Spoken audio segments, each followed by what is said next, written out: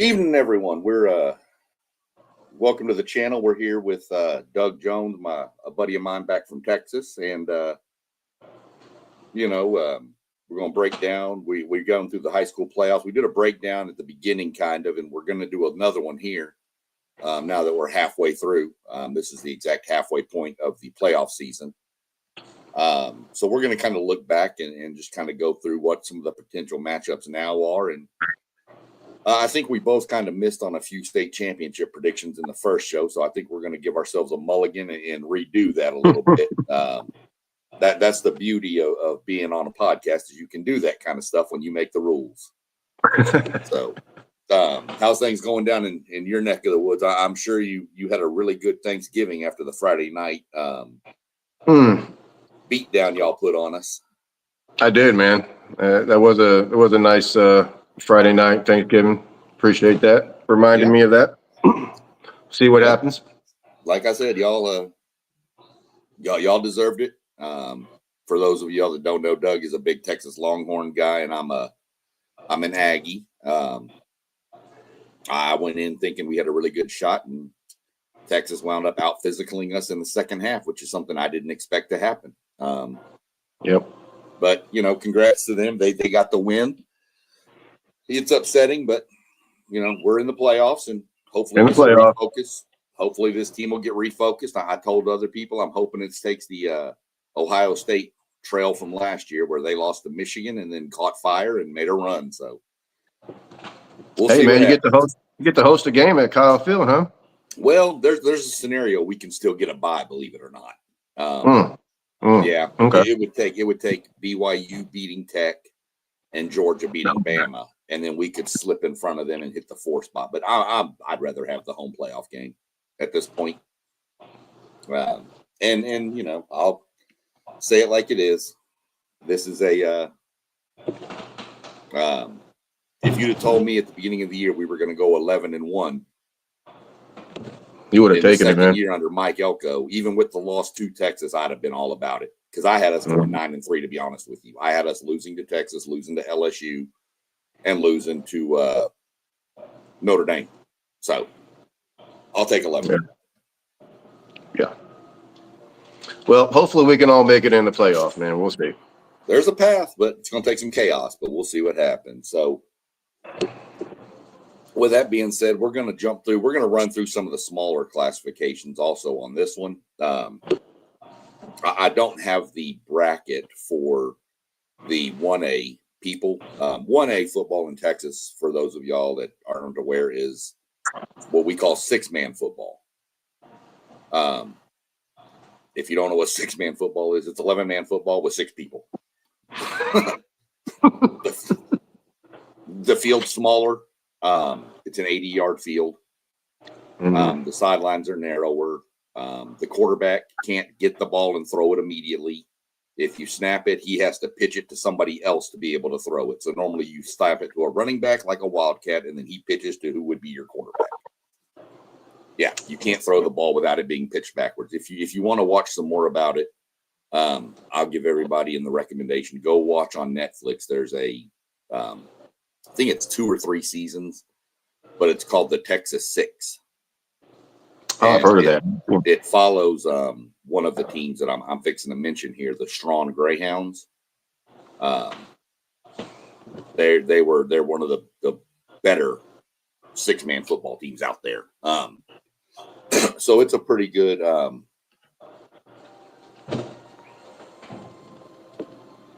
Hold on a second, my wife. Wife needs her backpack.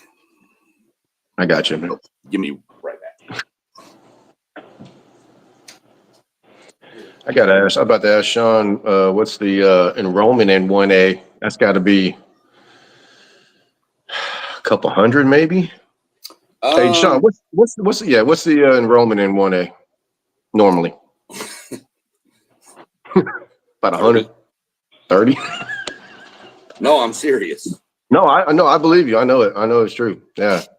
Sometimes schools, they can't field a team. Sometimes they don't have enough people to run 11 people. I mean, they don't have enough. I mean, these kids in 6A, they go both ways. There is no, Yeah. there's no back. I mean, a typical 6-man team might have like 12 people on the roster. There are some 6-man teams that wind up canceling the season because they have 5 injuries and they don't have enough kids to play anymore. Right. These are those really, really small farming towns, mostly out in West Texas. But man, some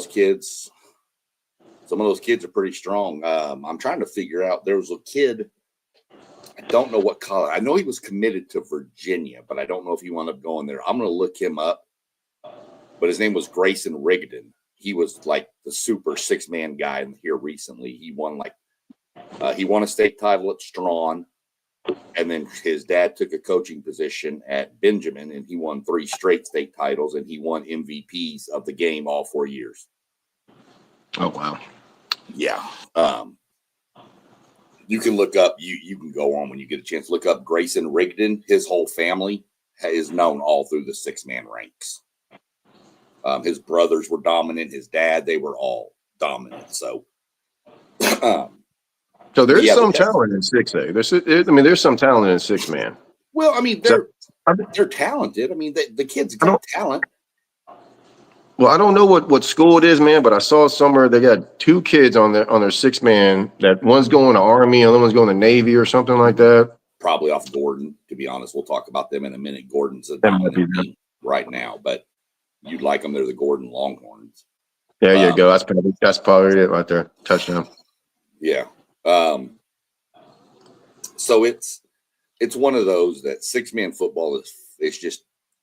I mean, you can say these kids all play for the love of the game in high school, but man, 6-man, those kids have nothing but to play for the love of the game.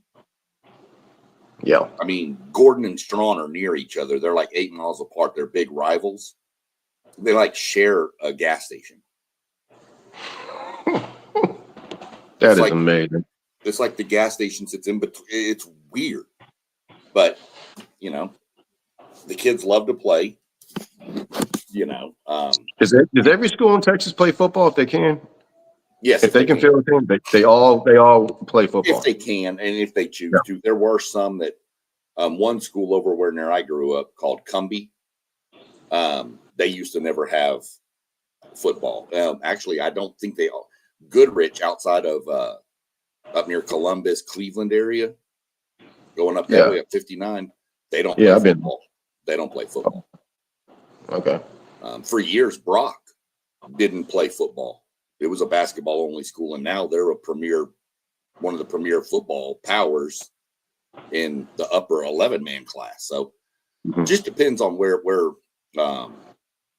enrollment moves. Some of these schools have 25 kids in the whole school.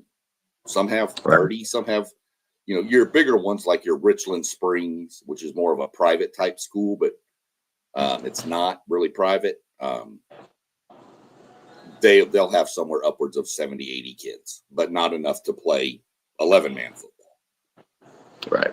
So just a little different thing. But like I said, the Texas 6, pretty interesting watch. Kind of gives you some insights on the town. It pretty much picks, like, each episode follows one kid or a couple kids through their lifestyle and their home life and all that. Get a chance, watch it. You'll enjoy it for sure. And I can almost bet some of the other people in our viewership will too. And but before we break it down, let me go ahead and do like we always do here. Give a shout out to all of our crew at WTP Sports. You got Rob, who runs WTP for Life. You can find him on YouTube. You can find all of us on YouTube. You got Parlay Poe with the Blitzburg 86 podcast. You've got Mossberg with the Level Up Sports 10. You've got Postgame runs the Postgame 86 podcast. Sorry. Parlay Poe runs the Blitzburg podcast. Rob, I mentioned WTP for Life. You got T1 on City League TV. You can find him on Facebook and YouTube both. You got FanDuel Zaya, who runs the FanDuel Zaya podcast, and I'm SEC Sean. You can find me on there as well. You can find me on YouTube. I do a lot of high school football, do a lot of now I'm going to be doing a lot more NASCAR talk coming up. I think we're going to run a NASCAR stream on Friday. If you're watching, pop into the comments, leave questions, ask anything you want. We're here to, inform you and teach you. And if you got some questions about something you don't know, only way to find out is to ask. We'll answer them. If we don't know the answer, I'll make up something that sounds pretty good. So, without further ado, we'll jump into a little 1A. I can't get the bracket to come up, so I'm just going to kind of go through it. I'm looking at 1A Division 2, which is the smallest of the small. This is the smallest people that play football in the state of Texas. And that Strawn team is sitting there. They're playing Richland Springs this weekend. They're in their state semifinals because there's less schools. So they're actually, this is their state semifinals. They'll play this week for the semifinals, and then they'll be off next week. And then when everybody else, they'll be the first games that play the following Wednesday for state championship. They get a 2-week break between, which works out because, again, injuries and stuff, that gives them 2 weeks to kind of get healed up to go play. So,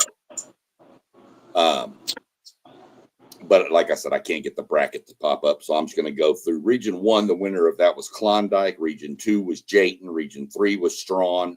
And Region 4 was Richland Springs. My opinion on this is Strawn has looked dominant this year. They have one loss to their rival Gordon. I think they're going to get beat by Richland Springs this weekend. I think your state championship game is going to be Jayton versus Richland Springs. It wouldn't surprise me if Strawn beats Richland Springs, but I think Richland Springs is more geared for this run. So I've got Richland Springs and Jayton.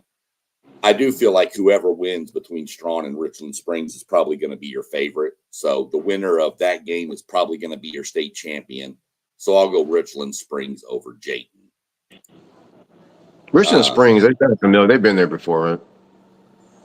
Yeah. It went for a run there, and if you watch that show, you'll see Strawn and Richland Springs met in like their state semifinal. Sometimes the regional final based on what region, because they move around a lot in regions in that classification. But they met, man, so many numerous times in either the state semi or the regional final. Those teams were just meeting constantly. But if you watch it, you'll freak out when you see Richland Springs in their stadium for a 6-man school. They're on chartered buses that are owned by them. Richland Springs, oh my, you'll freak out when you watch. You'll be like, where is the... That's why I said it's kind of like a private school, but it's not a private school. Yeah. Apparently they have a lot of money. Because I saw that. I mean, you got Strawn climbing on them old yellow dogs. Mm-hmm. And you got Richland Springs climbing on a charter to go to a regular district game. And I'm just like, and then their stadium, it looks like something we would have played a playoff game at when I was at my 3A high school. Wow. Yeah, you'll trip out if you go watch it. You'll be like, what in the world? 1A Division 1 is going to be the next bracket we look at. Well, again, I can't get it posted, and I apologize. Your Region 1 winner was Rankin, the Red Devils. Region 2 was Water Valley. Region 3 was Union Hill, and Region 4 was the team aforementioned Gordon. In 6-man football, they do have a mercy rule. 45 points at halftime or after ends the game. Yeah, that makes sense. Gordon hasn't played a second half all year. I think they got the two FBS kids on that team, man. They have 45 everybody in the first half. That's crazy. It's insane. That's crazy. They are. I think they're in a run for their 3rd straight state title. This is going for a 3-peat. And I don't care what classification you're in. You win 3 in a row, you're good. Yeah, you're good. Yeah. So, looking at the bracket, obviously, I mean, Gordon in Union Hill, Gordon should beat Union Hill. That might be the first game that they don't 45 somebody, though. Yeah. Which is sad that it's coming in the state semifinals. But Rankin has got a flamethrower offense. Looking at some of their scores, I mean, you know, they put up 50. I mean, I know it's 6-man. Then they put up 60. Then they put up 82 last week. I mean, it's not. Don't think that's crazy. There's been numerous games where these teams have gone over 100 points. A couple of years ago, a team called Fannondale played a team. I don't remember who they were playing, but the final score wound up being 142 to 140. Yeah. Wow. That's awesome. It's a lot of offensive football in 6-man. I mean, you know, so. But for my money, I'm looking at Gordon and Rankin meeting up at the state championship game, and I'm not going to go against Gordon. I just think they're too dominant. Anytime you go through an entire season doing that, I mean, they 45 points strong, and Strawn's in the state semifinals. Yes, it's a division lower, but you know how hard it is, even in any classification. If you're in the state semifinals and you get 45 earlier, like you're not going to see, a prime example, a Manville go beat North Shore by 45 points when we were playing them back in the day, and then turn around in the playoffs and beat them again by 45. You know, you're not going to beat a team like North Shore by 45, period. Right. So to do it to a state semifinalist is pretty impressive, no matter what the class is. That's my thoughts on 6-man football. I don't know if they play that up here in Ohio. I know Oklahoma plays 8-man. But I know some other states play 6-man football too, but I don't know if they have that up in Ohio or not. I haven't really seen about it or heard about it. So it's a way for those kids to be able to play football. High school football is king in Texas. Everybody knows that. And then these kids most of the time wouldn't be playing football if it wasn't for the rules of 6-man football. So I figure that they need to get a little bit of talk about on this podcast as well. Those kids are putting in just the same amount of work, if not more. Probably more. You're right. Yeah. You know, going both ways. Yeah. Right. So next, we're going to jump up to 2A Division 2, which is the smallest 11-man classification. Here's the bracket if we can see it. I don't know if y'all can see it or not. Region 1 is Stratford and Groover, though this is mostly your way west Texas and Panhandle teams. Region 2 is going to be kind of around the Metroplex, a little bit spread. You got Lindsay, and I know you've heard of Munster. Oh, yeah. Munster. Region 3 kind of creeps into the, East Texas, north side Houston kind of stuff. You've got that's where Mark normally comes out of. Yep. But they lost to Bremen last week. Mount Enterprise, their offense is dynamic. And then I think this one is Shiner is at the bottom down here. I need to back off of this for a second. As soon as I figure out what I'm doing.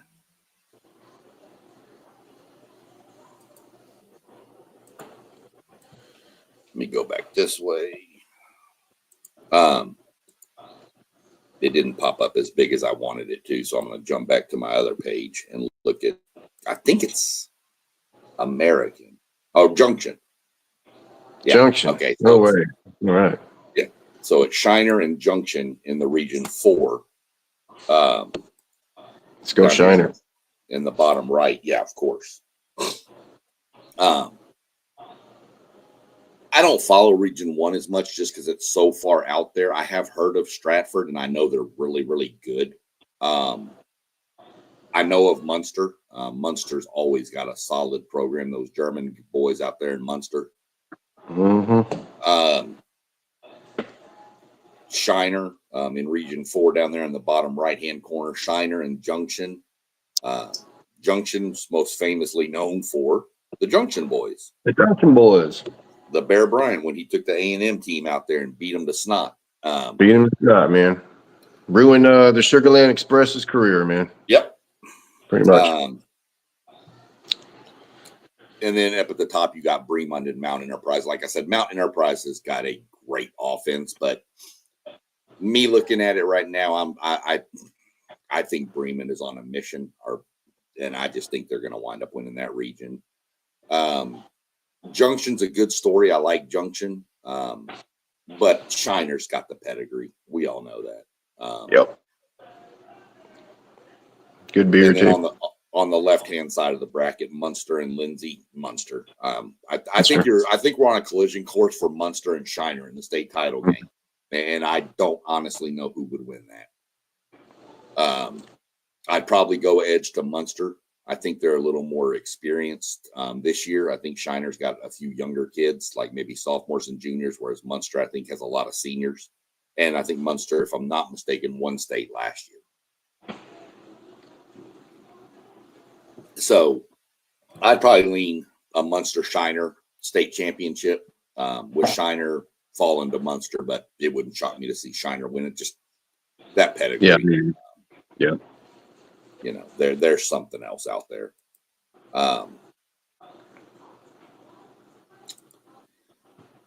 Shiner, home of the Brooks brothers and cousin to former University of Texas running back Jonathan Brooks. Oh yeah, he's from out there.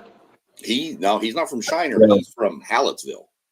Yeah, that's what I was about to say. Hallettsville. Okay, but they're all cousins. Him and the number 25 on Texas A&M, Dalton Brooks, was from Shiner, and his brother Dylan Brooks was from Shiner too. Wow. Yeah, and they were all cousins. And I think Jonathan Brooks is with the Panthers now? I think. He may be. Yeah, I don't know. Yeah. That's great, man. Shiner, Texas. Yeah, Moss said he can barely see us. I don't know why. You don't need to worry about seeing us, Moss. There's nothing pretty to look at over here. No.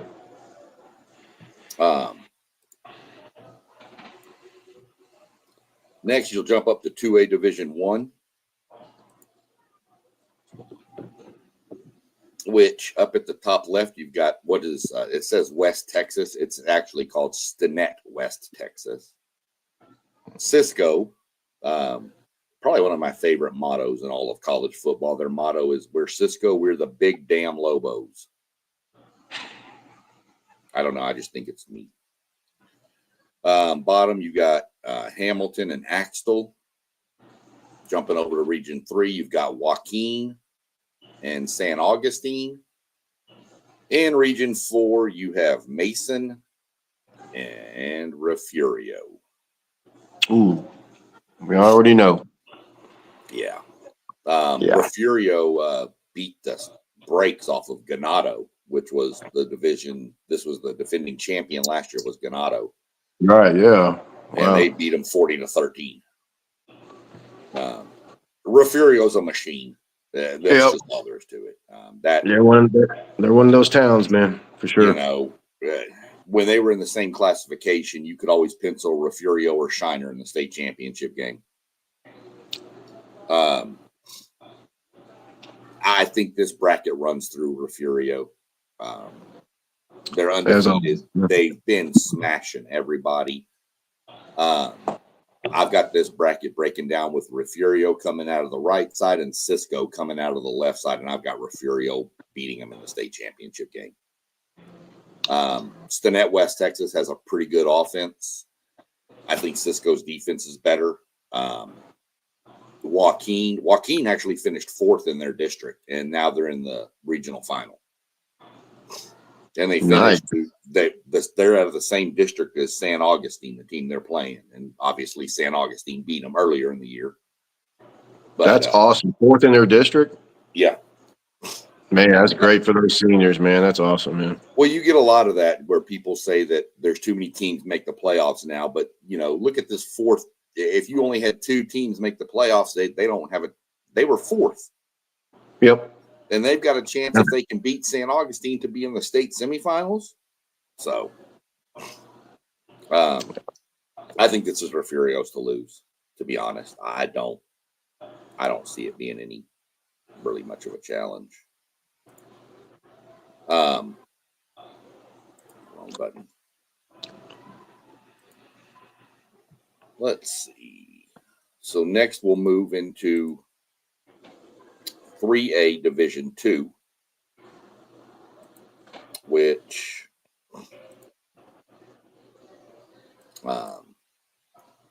you've got, again, these are all teams up in the Panhandle area in Region 1. You've probably heard of Canadian. Oh, yeah. Yeah, Idalou, Idalou just beat them. And Wall. What? Yeah. Region 2, you've got Leonard. I think that's Leonard. Yeah, I think that's Leonard. Taking on everybody. You've heard Gunter, too. Mm-hmm. Gunter is actually going for the 4 this year. And over on the right-hand side of the bracket, you got ARP and Newton. People have heard of Newton. And then in the bottom half, you've got Tidehaven and East Bernard. I'll be honest with you, this bracket should run through Tidehaven and Gunter. Tidehaven is really good. Yeah, and Gunter's the usual suspect, I would say. Right. Yeah. I think Gunter has won this region like 9 years in a row. Yeah. And like they're just a power machine. What's crazy is their coach resigned out of the blue before the season started too. And then didn't skip a beat, huh? Nope. But those good programs don't. No, you're right. Especially if the coach leaves later in the after the season, in the middle of they have plenty of time. Or if he leaves late, then they just promote from within because they don't have time to go find a coach. And a lot of times that's why a coach will do that. So this bracket's going to come up at Tidehaven and Gunter. I don't know. Tidehaven is really good, but never been that far. I don't, not a lot of experience that deep. Gunter's been there, done that. It's hard to four-peat in the state of Texas. It's hard. It's hard to three-peat, but it's hard to four-peat. Very, very few teams have done it. Yeah. I think the last one to four-peat was probably Sealy in the early 90s. They definitely won 3 in a row for sure. I know that. Sealy won 4. I know that because they beat up my team twice.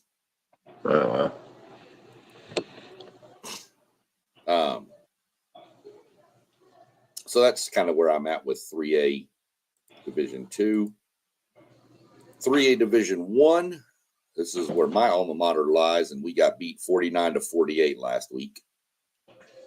Tough one. I went for 2 in the win.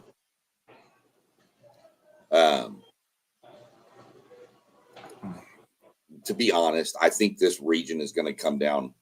The Region 1 just really can't kind of compete with Region 2, I don't believe, athletically. Paradise is pretty good, but you got Pottsboro and Grandview down here in Region 2. I got to ride with Grandview, mainly because they beat my alma mater. Yoakum and Columbus. Columbus is extremely good up in Region 2.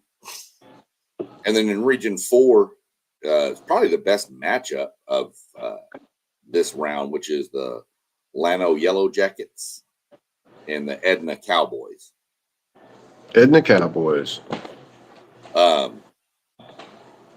I honestly don't know if that's going to be a coin flip game to me. So I really don't know. Whoever wins that's going to go to the state championship game. I just don't know who to even pick in that one. But I think Region 2 is going to be your state champion, whether it's Grandview or Pottsboro. I think that's your state champion coming out of this bracket. Let's go Grandview. Yeah, that's what I'm going with. Yeah. Now we're getting up into some bigger boys. You'll know a little bit. You've got a little bit more on this. 4A Division 2. This is where everybody's monster lives. Big boy. Big win all the time. That would be over here on the, well, we'll start at the top. You got Midland, Greenwood, and Brock.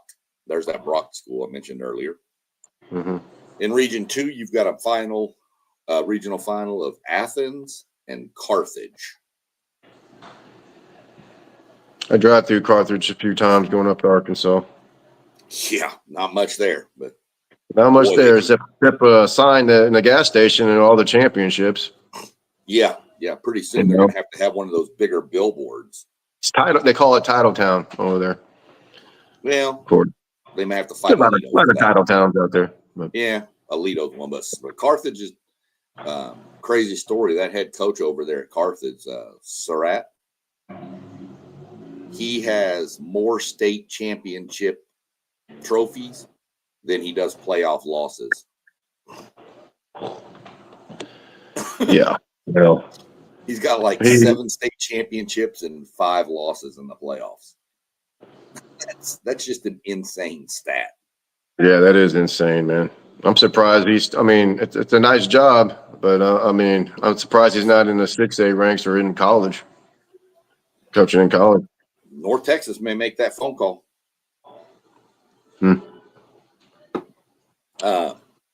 Region 3, this is the region Doug and I was telling him about off air. This was the region that was loaded with blue bloods in the regional semifinal round.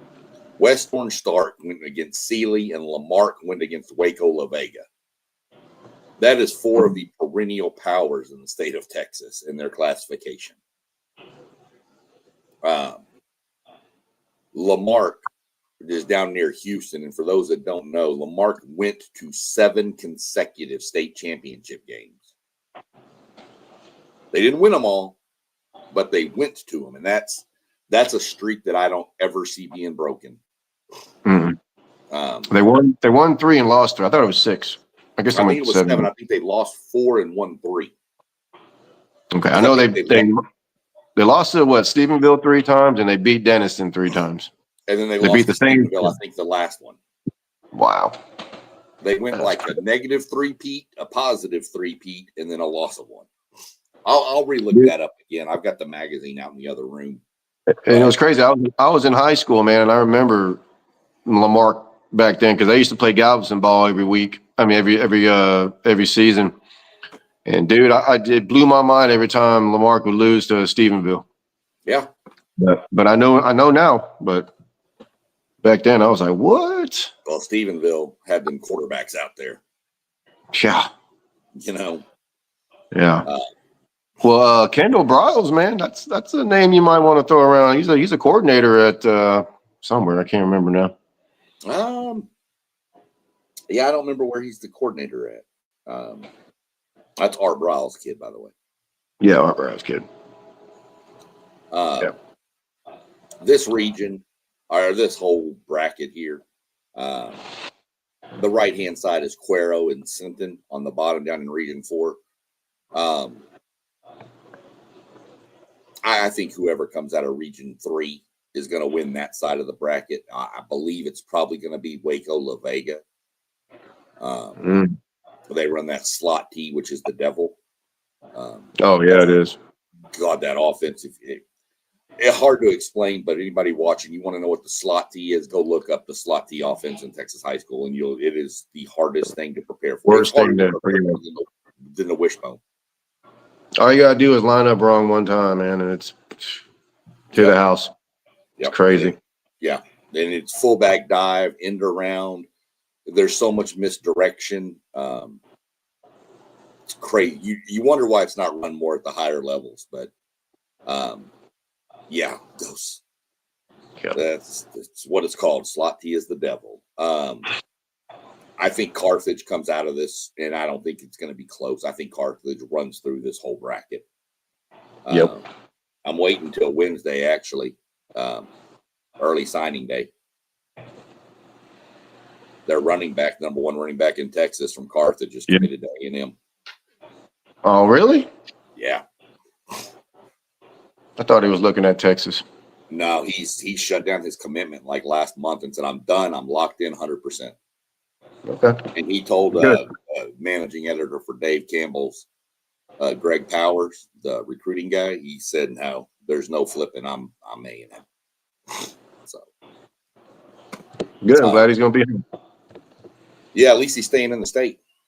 Yep. It's good. So that's Carthage. Everybody knows that Carthage is just a machine. We'll jump over to 4AD1 real quick. 4AD1, you got West Plains and there's Stephenville in Region 1. Region 2, you got Alvarado and Salina. Salina. Region 3, you've got Kilgore and a newer school out of the greater Houston area, Fort Bend Crawford. That's They've right. been open 2 years. I think this is their second year of varsity football, and they're in the regional semifinals. And then in the bottom half, you've got San Antonio, Davenport, and Lavernia. Davenport should beat Lavernia. I'm going Kilgore over Crawford. Kilgore is just another one of those East Texas teams. They just line up and punish you with a running attack right down your throat. Can you stop it? And most people can't. Stephenville, definitely, I've got Stephenville over West Plains.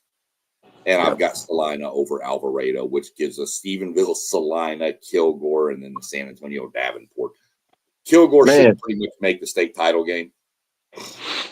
That Stephenville, Salina, man, that should have been a state championship game, man. Right. That's kind of where you're looking at. That Stephenville Salina game is going to be interesting.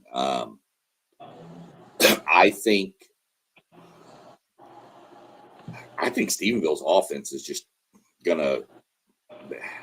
I think Stephenville beats Salina. They still pitch it around over there, huh? They built that new stadium, Art Briles freaking stadium. It's beautiful, man. Oh yeah.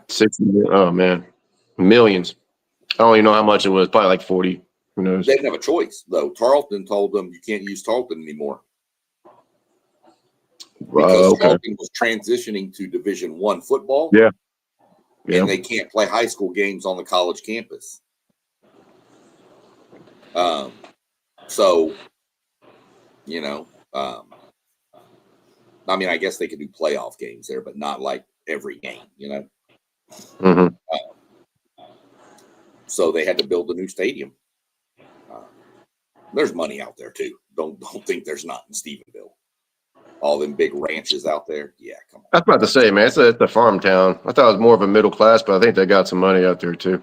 All ranches. Ty Murray, all them boys are from out there. I think Stephenville gets Salina, and I think you're going to get a Stephenville-Kilgore state title game. I think Kilgore beats Stephenville too in the state title game. I think Kilgore's my pick for state this year. I think that Kilgore defense and the Kilgore running attack will limit Stephenville's opportunities. I mean, you look at the scores Kilgore's put up in the playoffs. They won their first round game 41-14. They beat Stafford out of the Houston area 42-0, and they beat Bridge City out near Beaumont 34-0. They've pitched back-to-back shutouts in rounds 2 and 3 of the playoffs. Pretty impressive. Yeah. So that's where we're at with Region 3, with 4A Division 1. That'll clear out most of the smaller. Now we'll get into Surratt doesn't have 10 titles. WPP for life. I'm going to answer that question real quick. Carthage might have 10.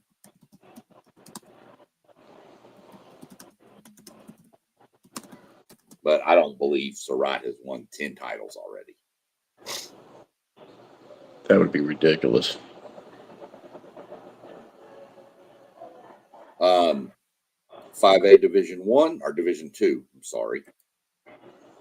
This is where you start getting into, as it's called, big boy.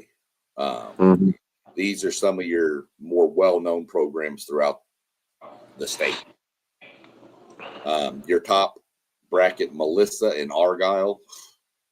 Whew, that's going to be a good one. Well, how about your next one in Region 2, South Oak Cliff and P&G, Port Neches Groves? Yeah, that's not a state championship this year either. That's crazy. No, it was, what, 2 years ago? Yeah, like a couple years in a row, I think, wasn't it? Yeah. Yeah. That's going to be the right-hand side of the bracket in the upper Region 3 is the matchup everybody's been drooling for, and that's Richmond Randall and Iowa Colony. The rematch. These two teams, Iowa Colony and Richmond Randall, are in the same district. I'll get back to them in a minute. And then in the bottom, you've got Bernie and San Antonio Alamo Heights. If you go back and watch the first episode, I told you either Bernie or Bernie Champion is good every year. They alternate. It's like they trade kids. I don't know what's going on, but Bernie apparently is it this year. I don't know that it really matters who wins that game between Bernie and Alamo Heights. They're going to get smashed in the next round by the winner of the Iowa Colony Richmond Randall game. You think Randall's going to get it? I'll jump to that one in last. That one I'm going to say for last because that's going to be a breakdown right there. Melissa and Argyle. Melissa's actually come on the radar in the past couple of years. Yep. Argyle was a dominant 4A football team. And then they moved up based on their enrollment to 5A. And everybody's like, well, let's see how they haven't missed a beat. They're just cruising. They just blast people. I mean, they had a little bit of a push last week from Prosper Walnut Grove. Brand new school up there. Got a little push, 50. I think it was 56-42. I don't even know. It may have even been like 56-28, and then a couple of window dressing scores. I don't know. Yeah, but that South Oak Cliff Port Neches Grove game is going to be. I mean, South Oak Cliff. I don't think you can go against them. Dude, I don't think so either, man. Not this year. I mean, they dominated North Shore this year to start the season. That I was like, what in the world? And for people that wonder, North Shore is a 6A Division 1 program, so that is 4 classifications above this. North Shore's South Oak Cliff's probably sitting with 1,800 kids. Yeah, something North like Shore's that. sitting over 4,000. And South 4,500 probably, yeah. You want to talk about belt to ass? South Oak Cliff, they did that. They took them behind the woodshed. They took their lunch money. Whatever else you want to say, that's what South Oak Cliff did to Galena Park North Shore. Yeah, North Shore went all the way up to Dallas for that, man. Yeah, they had to ride back, and I know that was not a fun ride home. Not for them. Now, P&G plays that scrappy, funky, just golden triangle football. I mean, their coach, they got a pretty good head coach. Pretty good last name. Pretty good pedigree over there. Yeah. I don't know his first name, but I know his last name's Joseph. Right. Anybody curious? That would be the head coach of probably one of the most recognized programs in the state of Texas nationwide, Katy.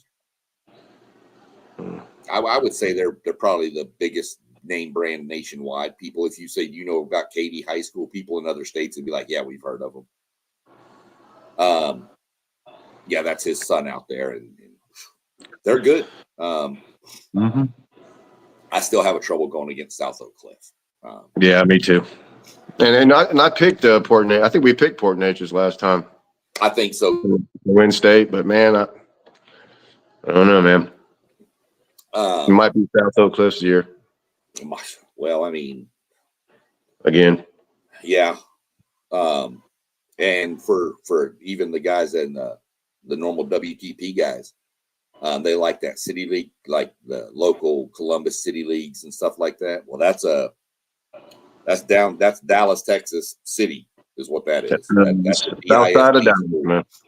Yep, that's where the You cotton. know, when they came down to North Shore last year, and North Shore took care of them last year, like 33-0. But when they came down there, that was the furthest South Oak Cliff has traveled in almost 40 years.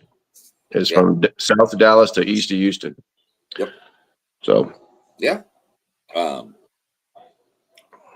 I got South Oak Cliff coming out of this left side of the whole bracket. I think they'll beat PNG, and I think they beat whoever else comes out. Now, them and Argyle, it could be a hell of a game. But yeah, I think South Oak Cliff gets them.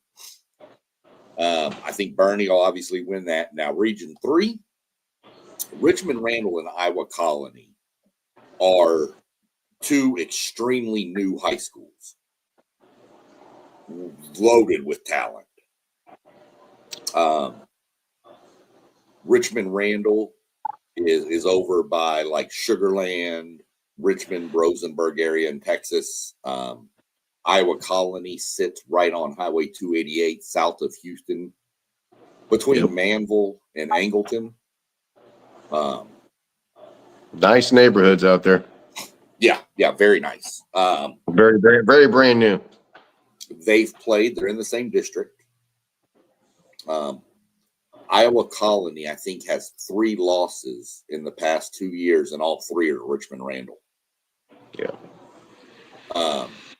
They played this year. Iowa Colony jumped on them 21-0 and lost 49-42. I don't think Iowa Colony would let that happen again if they get the lead. I don't know that they can get the lead. Richmond Randall has got a running back who is a monster. Man, they score so fast with that guy. Yeah.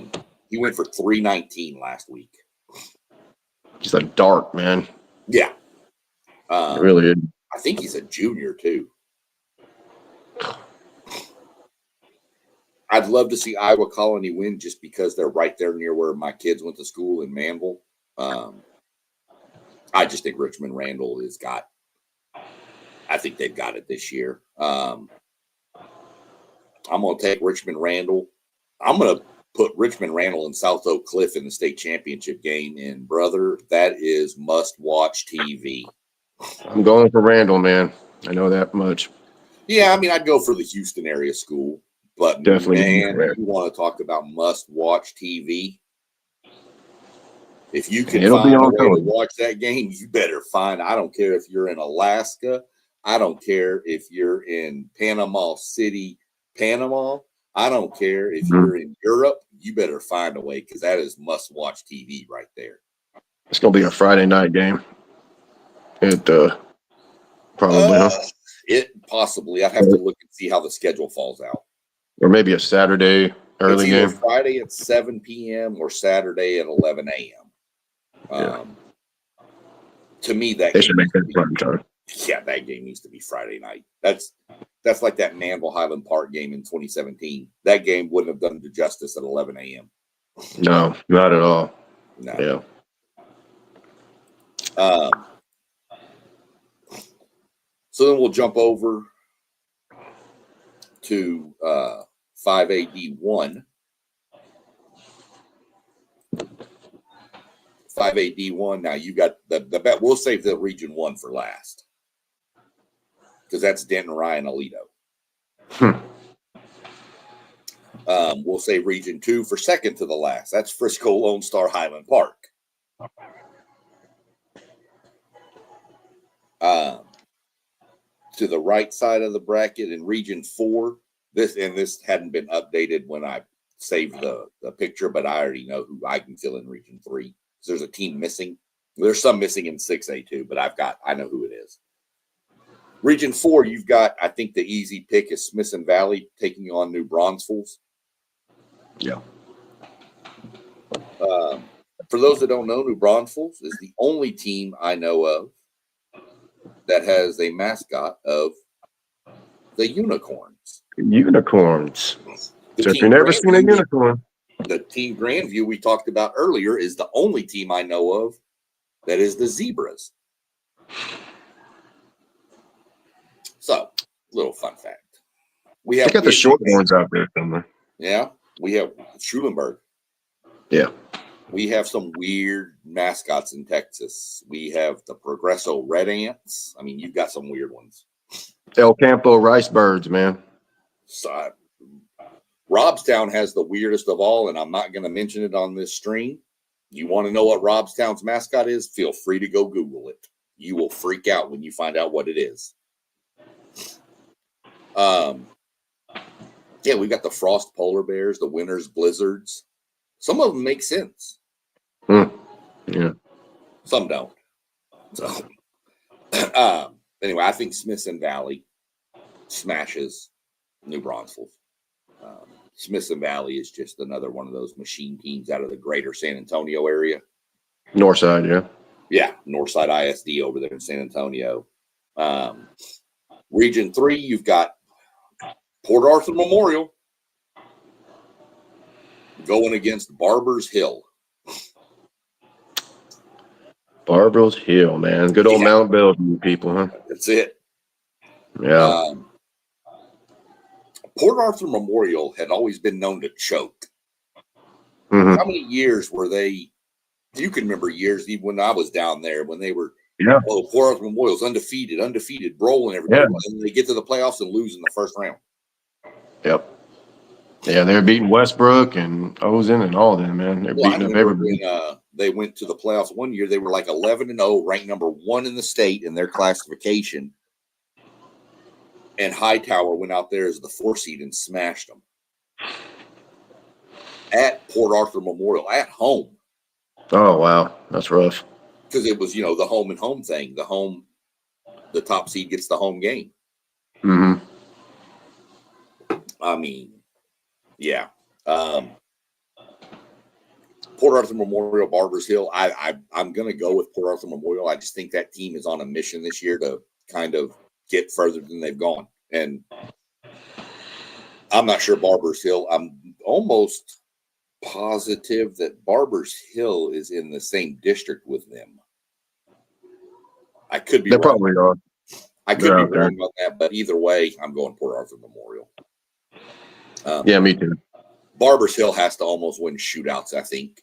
And I just don't think they can compete with the shootouts of them Port Arthur boys walking them. The Port Arthur Memorial boys walking off the bus is a sight to see.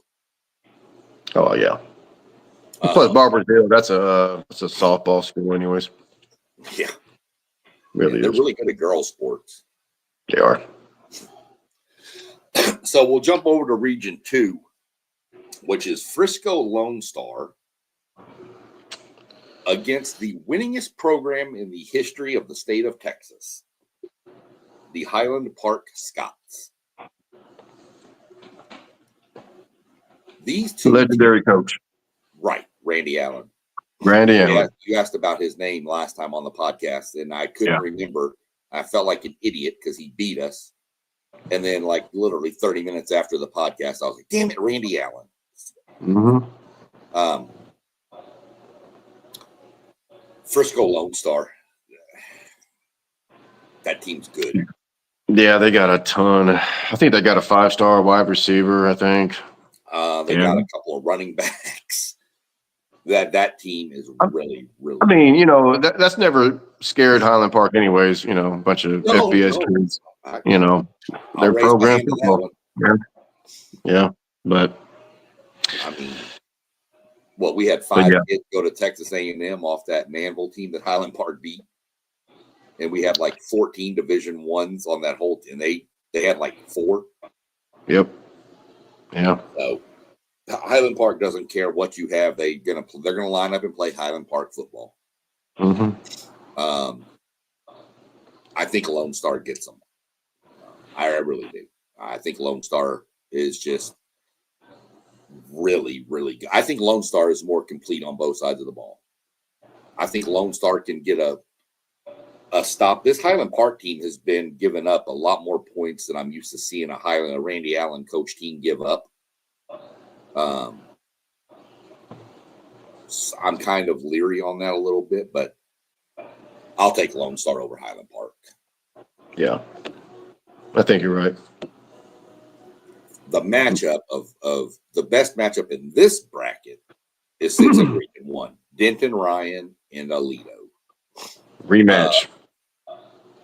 Yeah, they've played. They're in the same district. Aledo has not lost a district game. I want to say this, it's up to like 90 something now, and maybe even in the hundreds by now. They haven't lost a Denton Ryan had them down 14-0, I believe, and wound up losing 15-14 or something like that. Yeah, 5 point. Yeah. I don't know. It's playoff time, man. I gotta go with Aledo. I don't. I mean, Dan Ryan's good, man.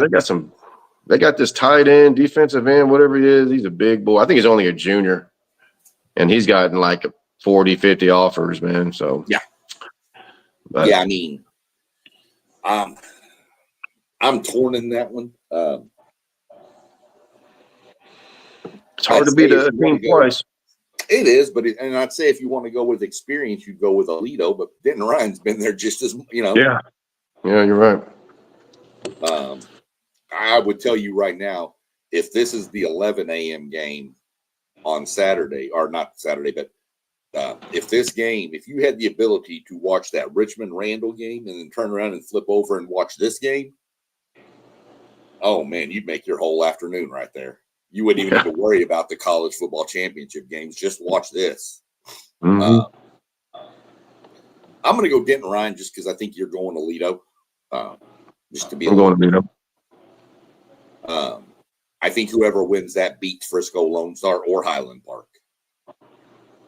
And I think I think that right there is your state championship game, in my opinion. That's your state champion right there.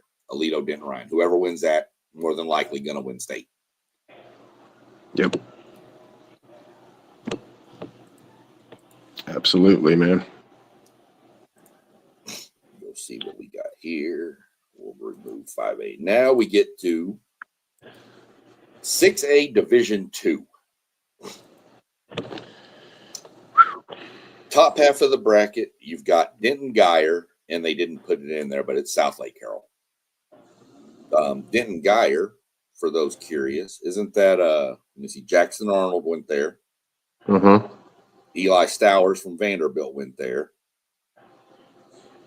Yep. Owen boys over at Oklahoma both went there. Good program. Yeah, the quarterback went to Texas. What was his name? He was really good, but in high school, but he didn't do nothing. He went to Texas? Yeah, went to Texas, man. He was God, what's his name, man? Well, that's where I know Eli Stowers went to A&M. He was the quarterback at Geyer, and then A&M made him a tight end. I don't remember. I think it was back during like Charlie Strong years, I think, man. Oh, may have been. Yeah. I'd have to go back and try to look up that. But he was a 5-star, man. I'm not well versed in the history of Texas Can't remember his name. Longhorn football. If you say so, Sean. So you've got South Lake Carroll and Denton Geyer. We'll get to that one in a minute. Gerard Hurd. That was him. Really? Gerard Hurd. He went to Texas. Okay. I know Gerard Hurd. I've heard of him. I didn't remember him going to Denton Geyer, but yeah, thought he was at Ryan. No, he's that Geyer. Either way. Yeah. We'll get to Region 1. That's going to be South Lake Carroll should fill in it with Denton Geyer. Region 2 will be Willis versus DeSoto. Take the over. Take the over. Take the over. Take the over on that one. Disclaimer, there is no gambling on Texas high school football. No, there isn't. Gamble on high school football. But man, that Willis team is nice. Take the over. Oh, you know that Bishop Jr. guy, he's a nephew of Michael Bishop, who played quarterback at Kansas State. Yeah, I think it was Glenn first. And you talking about the kid from the kid from Willis. Kid from Willis is a freshman quarterback. Frazier's. No. I'm talking about the wide receiver. Oh yeah, yeah. Bishop Jr. That freshman at Willis. Go watch him. Go watch his highlights. He's a freshman. Was a quarterback? Yeah, Willis, go watch him. He's a freshman. Oh, Go watch him. that kid's a freshman, dude. I've seen some highlights. That dude's a freshman. That's sick. Yeah. And they got a tight end going to U of H, I think, or Willis, doormat yeah, of Texas high school football for years, is now just isn't that crazy? talent. DJ Lagway out of there. Yeah. Yeah. Yeah, he's a freshman. Already, I mean, he obviously already holds an A&M offer, and I'm sure he's going to get tons more if he doesn't already have them. Wow. But as a freshman, to be that, and this is supposed to be a down year for Willis, too. I'll take it down here in the regional final. Yeah. Region 3, you get a rematch from a district game earlier in the year, CE King and Summer Creek. CE King dominated that game. Boy, yeah, they did. Region 4, you got some really good matchups in this whole bracket here now. Region 4, you've got Vandergrift, who was my pick to win this region. Yep, and sure was. Springs. So, Dripping Springs Vandergrift. I don't know that. I'm going Vandergrift because I had them winning this region at the beginning. Yeah, I'm going to go Dripping Springs. I think I went with them. I think you did too. Yeah, I think I'm going to stick with that. Top half of the bracket. I'm pretty sure I took CE King. I think you took Summer Creek. I did, man. But I don't think that's going to work out. Yeah. Do you believe CE King missed the playoffs last year? Yeah. That's probably why they got a new coach. They got a first-year coach. And look what he's doing, man. I don't know his name. But I will soon. Right. that east side, Humble, Atascocita, east side of Houston is just stacked. Even Kingwood College Park over there. Yeah. Everybody but Channelview. Ever since Jalen left. Yeah. Jalen Bird. Yeah. Is his dad still the coach over there? I think he is. I don't know. He might be. He's been there a long time. Out of that, I'll take CE King out of Region 3. I got a CE King Vandergrift. You're going to have what? CE King Drip? Yeah, I'm going to go CE King. I'm going to have to change it. Yeah. I'm going CE King with that, yeah. Region 1, South Lake Carroll, Denton Geyer. Denton Geyer's good. South Lake Carroll's different. Yeah. Don't bet against South Lake Carroll. And if you go back and watch, if you remember, I told you South Lake Carroll was in the dirtier side of that bracket with the landmines they could encounter, with Prosper and all that sitting over there. Mm-hmm. They just handled business. Yeah, they had to play that game at midnight, man, because of the rain. They didn't get done till like 2 o'clock in the morning, 3 in the morning. That's what happened with that Commerce Grandview game. It got delayed at like 8:30 Central Time and didn't restart till almost midnight. Wow. Yeah. Region 2, you've got DeSoto and Willis. I like the kid. I like Willis. I don't know that a freshman against DeSoto is what the option I want to take. I've got DeSoto winning that, which is going to set up DeSoto, South Lake Carroll. South Lake, you know what? They've always handled DeSoto, except for that a couple years ago when DeSoto won the state championship. Yep. And I think South Lake was maybe a foot away from sending that game into overtime. Yeah. So it took history. I don't know, man. I'd have to go with South Lake anyways because that's South Lake this year. I don't think you vote against South Lake this year. They got 8 or 9 Division I's, mostly Power 4 on the offense, 11 senior lettermen on defense. It's crazy. Look at the potential matchup, though. This is just funny to me. You could have South Lake Carroll, rich neighborhood against the CE King. One of the most non-richest neighborhoods in Texas, in Houston. Yep. You talk about Absolutely. it. Yeah. CE King, though, that team, came out of nowhere here recently. They were another doormat like a Willis, and now they're there. But I think South Lake Carroll definitely takes out this bracket. Probably going to get more of a South Lake Carroll, either Dripping or Vandergrift. I think your state title game comes out of Region 1 and Region 4. I'm not sure that Region 3. I think Region 3 has the athletes, but I think Region 4 has the physical side. Yeah. No, I agree. So I'd go with I'm something hoping CE King. I'm pulling CE King. I hope they win Oh state. yeah, I'll always pull for the Houston teams, but I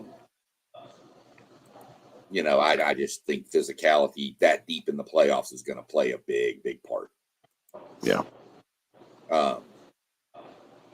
Final bracket.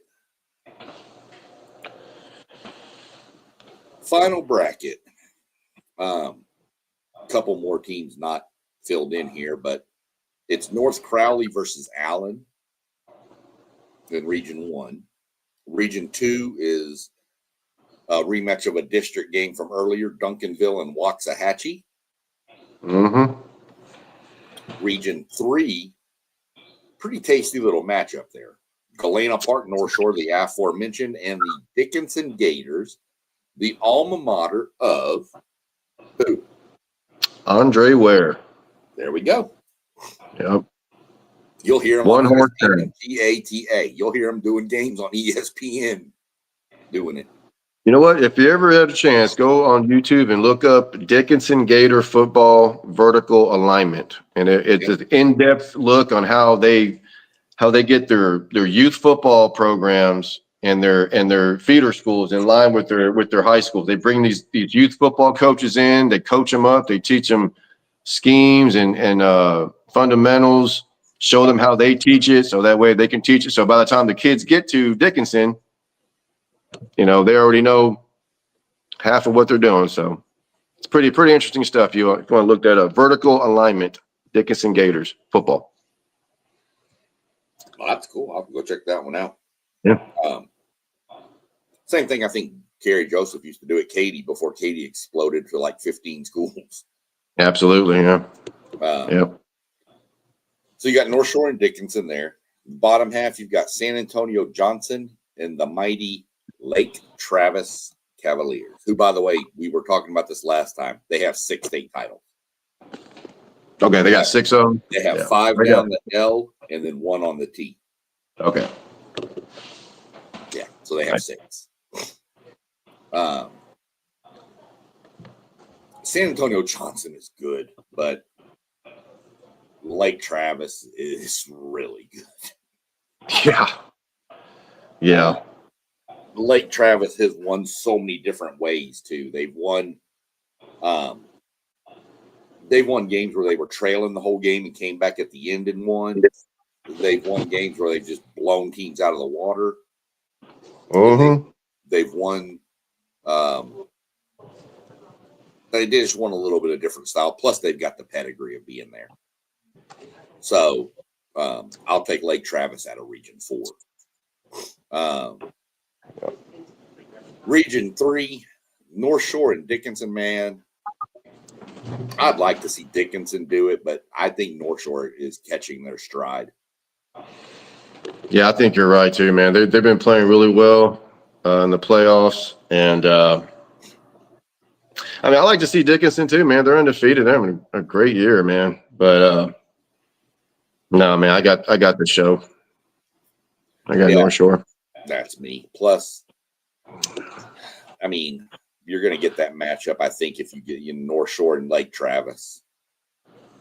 It seems like it's either North Shore Lake Travis or North Shore Austin Westlake. Yeah. Oh yeah. Yeah. It wouldn't be. I'm not going to be upset if it's Dickinson. I'm not, but I think you go with the pedigree, and it's been a while since Dickinson's been this far. Yeah, it has been a while. You're right. North Shore, you can pretty much always pencil North Shore into this round of the playoffs at minimum.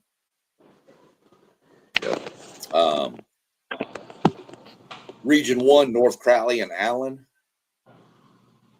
I'm going to stick with North Crowley. That was my pick. I said we were going to get a back-to-back in this classification. I'm going to stick with North Crowley. They kind of scared me in one of their games. I think it was against I don't remember who it was against, but they kind of gave me a little bit of a scare. I like North Crowley over Allen. Yeah, I mean, I picked Allen earlier, so Yeah, I guess I'm gonna stick with that one, even though I think North Crowley may pull it off, but I think Allen's still undefeated, aren't they? yeah. Yeah, they haven't lost a game. Okay. No. Yeah, I'm gonna go with Allen. I'll keep it. Yeah. Yeah. You got a rematch down in this bottom in Region 2, Duncanville and Waxahachie. And if I'm not mistaken, Waxahachie beat them earlier. They sure did, man. It was an upset. It was earlier in the season. But yeah, Waxahachie got him. I'm going to look that up real quick. That's why I like Duncanville this time. Yeah, they beat them 27-28. Yeah. Yep. Yeah. God.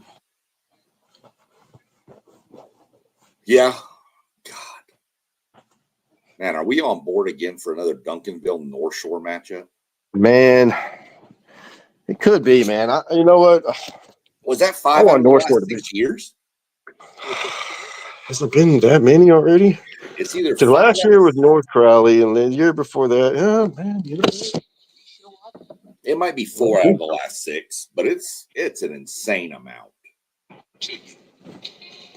Yeah. No, that is insane.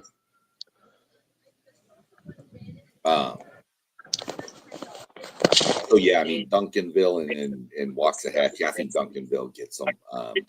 And then I think you get fast options and something to win on deal-com. And today, what are you doing?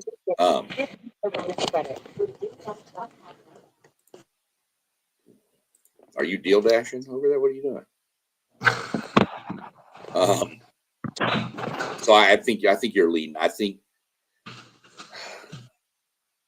you're going to have a Final Four of North Shore, Lake Travis, Duncanville, and of course I said North Crowley. You said Allen. Yeah. That's 4 tasty matchups right there. No matter who, North Crowley or Allen versus Duncanville is going to be a great game. Yeah, it is. North Shore and Lake Travis is going to be. There is no bad teams at this point. You're talking. No.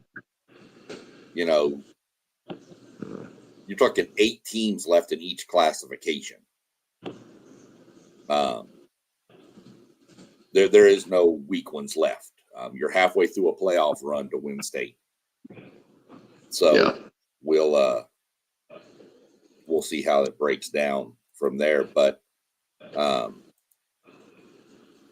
some really, really intriguing matchups this weekend coming up, along with some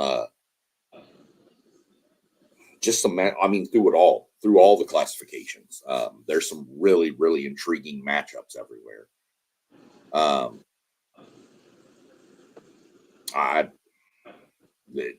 This is when the rubber meets the road in the state. Our old coach Kirk Martin at Manville High School posted his thing that always said headhunters play in December. That's a good one. And that's what we took that year. We went to the state title game. That's what he's always told the kids,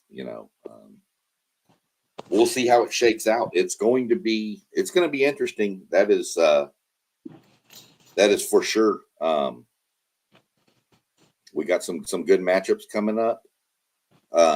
Like I said, if you've got the ability and you can get to Victory Plus on a smart TV, it's an app you can get. They broadcast some of the high school football games, and they also have the high school scoreboard show, which is I think is Saturday at 11:30 our time. Either way, you can find it on there. where they break down pretty much all the highlights and stuff and show you all the different teams and players and interview coaches and stuff on there. Good little place to get some content if you're curious. For the guys up here in Ohio, that's there's some names y'all will probably be hearing coming to the Ohio State University for sure out of that state. So, and some of the better talent you'll see all around the nation. So these kids going to different schools. So, well, they definitely got some Ohio State commitments. I know Brock Boyd, he's 5-star wide receiver from South Lake Carroll. yep. Check that kid out, man. He's a real deal. Y'all gonna like him a lot. So I think, yeah.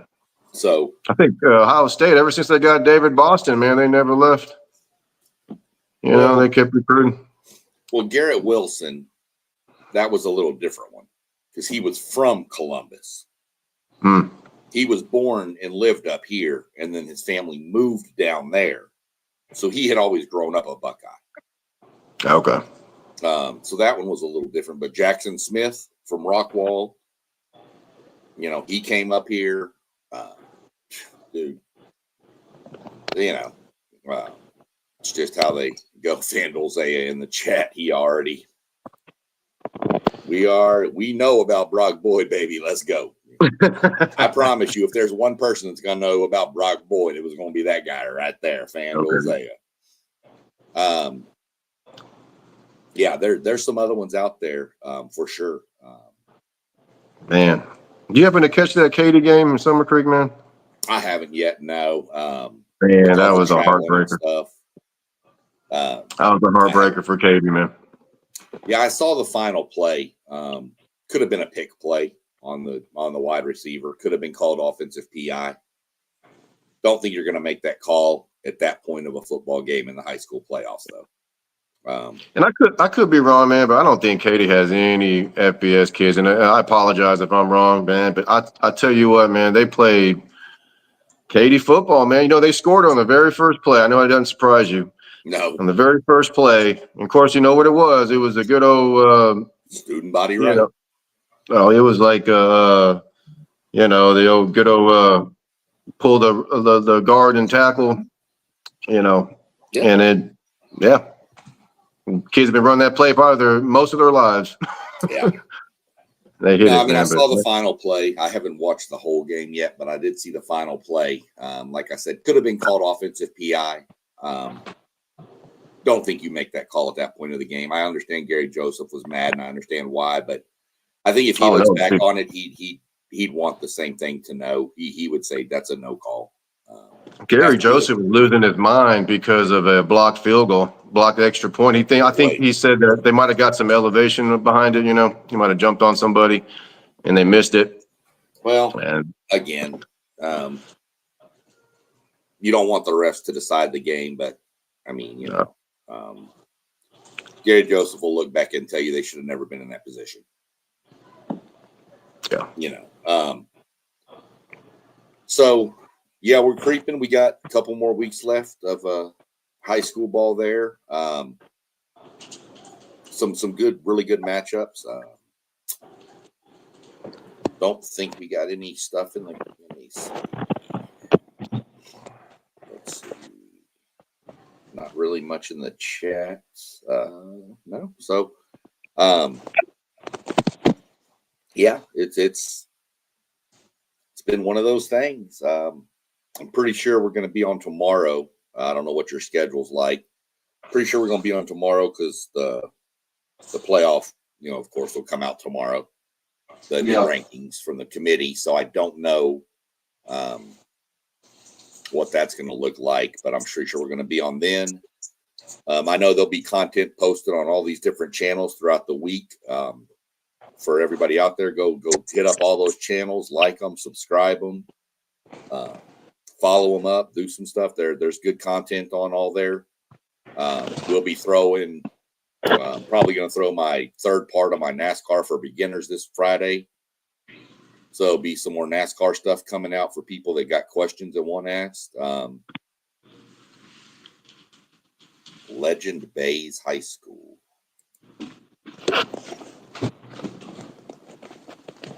Not sure I know.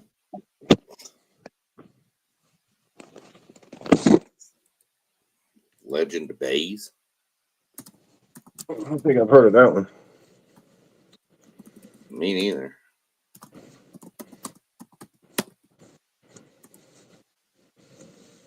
Oh, that's the guy.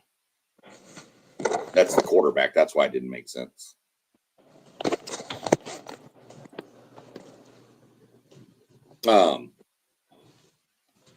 Legend Bay, his high. He's damn it, was it North Crowley? North Forney. He's from North Forney. They got knocked out. They got knocked out last week or week before. I think he's another Ohio State commit, though, quarterback. If I'm not mistaken. Did he commit to Ohio State, Zay? Yeah. Apparently he said he's going to play running back or / wide receiver at Ohio State. Yeah, that doesn't surprise me. He's good. That North Forney team, they had a good running back there too, and I can't remember his name either right offhand, but he was a good running back. Jackrabbits, right? Forney? No, Forney is the Jackrabbits. That's I don't know what North Forney is. I don't know what North Forney is. It's weird. They got some cool looking uniforms though. I mean, they do. They look pretty neat. Yeah, that doesn't surprise me. He runs a 10 300-yard dash. That doesn't surprise me. Damn. Forney, back in the day, had a kid by the name of DeBrian Blanton, went to ran track at Oklahoma. Saw that kid in an indoor track meet run the 60-meter, pull his hamstring halfway through, and he had such a big lead halfway through a 60-meter race, he coasted to the end and won. With a torn hammy? Yeah. Good Lord. Yeah, Crazy, that kid was fast. So, we might have to, since I got Zay and all them in the chat there, we might have to see about throwing something down Wednesday with early signing day. Hey, man. I love recruiting, man. Oh yeah, me too. But get together, go through some of the, everybody like Zay, of course, the Ohio State. We got some Michigan guys on here. Got a Notre Dame guy. You're a Longhorn. You got a Florida State guy. You got me and Aggie. We can kind of go through and touch base on some of our top signees from the early signing period. And just kind of look around and then see what everybody thinks. I mean, we'll see. See what's going on Wednesday and go from there with it. And like I said, so keep your eyes out for that. Everybody in the chat, keep your eyes out for that one coming up if you're interested in recruiting. I know we're fixing to get some college basketball kicked off. I know it's going already, but I know there's going to be a lot more chats coming up with that. Nice. So y'all keep it going. We got, of course, the playoffs fixing to start in college football. So we'll have tons of comment. There was tons of comment dropped last week. Some of it I'm going to tell you not to go watch because I look like an idiot on some of my stuff I said, but that's okay. So we'll call it good and we'll keep an eye out and get something going Wednesday, hopefully. And then, like I said, Tuesday, Thursday, Friday. Friday we'll drop some NASCAR content and go down the road from there. So let's do it, man. I'll see you guys tomorrow night. It's going to be fun. It's going to be interesting. Yeah. Tomorrow's going to be real interesting. So let's see where we go from there, and then we'll prep for the rest of the week after that. Other than that, have a good evening. I think we're fixing to get some snow up here, so have fun with that. Oh, loads. I'll catch you later. All right, brother. Have a good night, man. Bye.